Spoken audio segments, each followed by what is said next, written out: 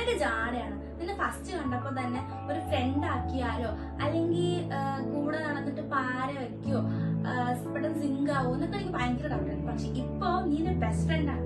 എങ്ങനെയായിരിക്കും അല്ലേ ഒരു 90% ഫ്രണ്ട്ഷിപ്പ് ഉണ്ടാവുന്നത്? ശരിയാണ്.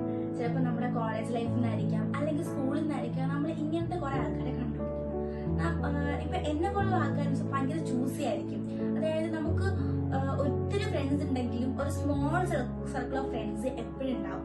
ആ സർക്കിളിൽ നമ്മൾ ഭയങ്കര കംഫർട്ട് ആയിരിക്കും. പക്ഷെ അതിനകത്ത് നിന്ന് ഒരു 1-2 ഫ്രണ്ട്സ് മാത്രമായിരിക്കും ബെസ്റ്റ് ഫ്രണ്ട് വൈബ്, ഭയങ്കര ബെസ്റ്റ് ഫ്രണ്ട് അങ്ങനെയൊക്കെ നമുക്ക് തോന്നിയിട്ടുണ്ടാവും. അത് എല്ലാവർക്കും കിട്ടണമെന്നൊന്നുമില്ല. പക്ഷെ കിട്ടിയിട്ടുണ്ടെങ്കിൽ then you are so lucky. ആ ഒരു ഫ്രണ്ട് നമ്മളെ കോളേജ് കഴിഞ്ഞാലും സ്കൂൾ കഴിഞ്ഞാലൊക്കെ നമുക്ക് forever നമ്മളുടെ ബെസ്റ്റ് ഫ്രണ്ട് ആയിട്ട് ഉണ്ടാവണം എന്നൊക്കെ നമുക്ക് തോന്നിയിട്ടുണ്ടാവത്തില്ലേ?